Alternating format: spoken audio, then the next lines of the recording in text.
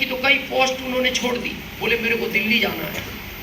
As निकलती गई तो आज उन्हें फिर हमारे मंडी का अधिकारी बना दिया गया। तो उनको ये प्लान बता रहा था जो नया बंदा था। तो जब उन्होंने कहा आई एम नो इंटरेस्टेड, तो हमने कहा सर उसको पानी तो पिलाना था, चाय का पूछते, आपने एक लाइन में कह दिया जा सकते हो। उसको अच्छा नहीं लगा, बोले तेरे को भी नहीं लगा तो तू भी बुरा मान जा, लेकिन अपना काम कर। तो हमने कहा सर काम तो हम रोज करते हैं, आज भी करेंगे, पर हम आपसे ये पूछना चाहते हैं इस काम को किस तरह के लोग कर सकते हैं। तो उन्होंने हमें 5 जवाब दिए, वो ध्यान से सुनना। पहला,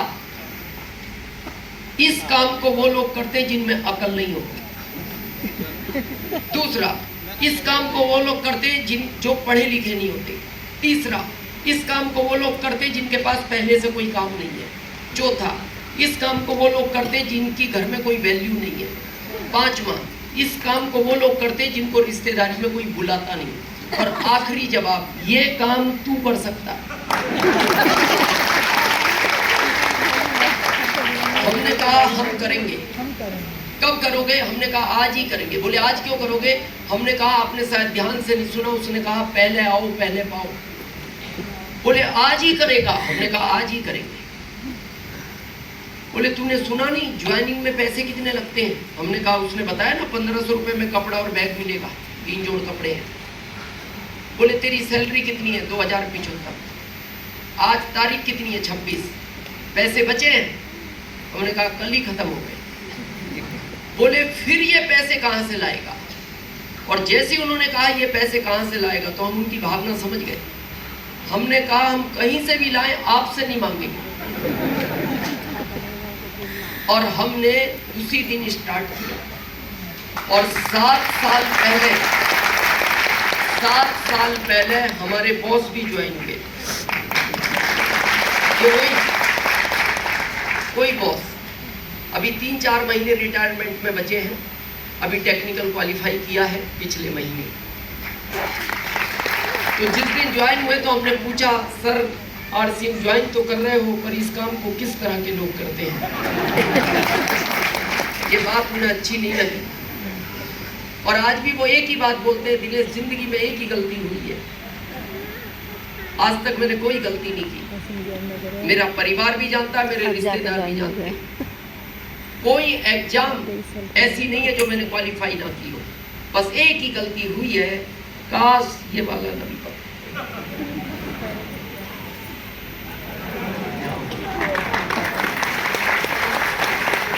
और ये यहाँ बहुत सारे सीनियर इस बात को जानते हैं।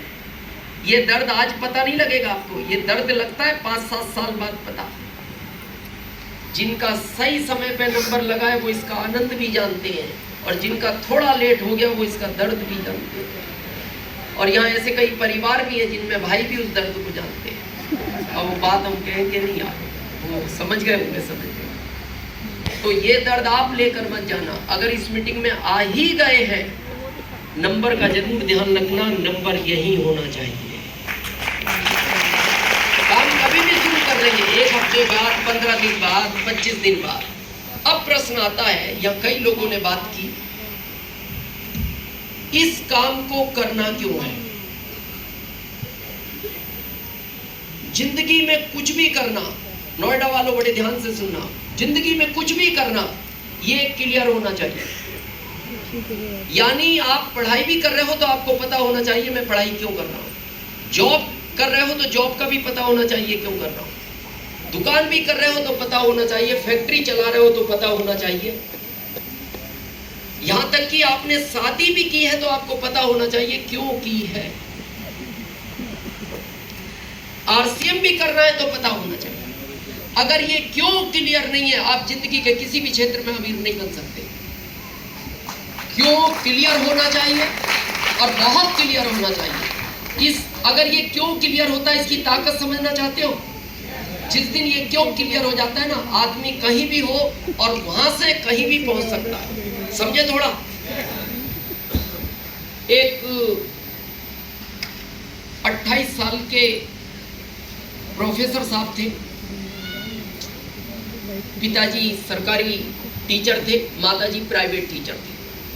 एक ही परिवार में 3 थे, इसके अलावा कोई व्यक्ति नहीं था। सब पढ़े लिखे थे। रिश्ता फाइनल हो गया, सगाई हो गई, 2 साल बाद शादी हो गई। जब वो 30 साल के हो गए, घर में पत्नी आई तो 3-4 दिन के बाद उन्होंने पत्नी को पूछा, कहाँ तक पढ़ी हो? प्रोफेसर साहब ने। पत्नी बोलती है, ये पढ़ाई क्या होती है? तो प्रोफेसर साहब को अच्छा नहीं लगा। उनको ये लगा परिवार में मेरी माँ भी टीचर है, पिताजी सरकारी टीचर है, मैं प्रोफेसर हूँ और पत्नी तो अनपढ़, तो कहीं कभी परिचय कराएंगे तो इसको अच्छा नहीं लगेगा। तो उन्होंने कहा तुम्हें पढ़ना चाहिए। बोले नहीं, मैं पढ़ने में इंटरेस्टेड नहीं हूँ। बोले क्या तुम्हारे माता पिता ने नहीं कहा तुम्हें पढ़ने का? बोले बहुत कहा, लेकिन मैं नहीं पढ़ा। बोले कोई बात नहीं, जब तुम्हें समझ नहीं होगी मैं बता रहा हूँ इसका भविष्य क्या है, तुम पढ़ो और मैं पढ़ाऊंगा। पत्नी बोलती है मैं नहीं पढ़ना चाहती, मेरा मन नहीं है पढ़ने में। बोले आप शर्म मत करो, रूम में बैठ के पढ़ाऊंगा। बोले मेरे को नहीं पढ़ना। अरे बोले आप कहोगी तो मैं रूम बंद करके पढ़ाऊंगा, लेकिन तुम्हें इतना तो पता होना चाहिए ये बस कहाँ जाएगी, कभी तुम्हें अचानक काम पड़ा क्या करोगी तुम? बोले मेरे को नहीं पढ़ना। लेकिन प्रोफेसर साहब जिद पे थे। क्यों? वो भविष्य जानते थे।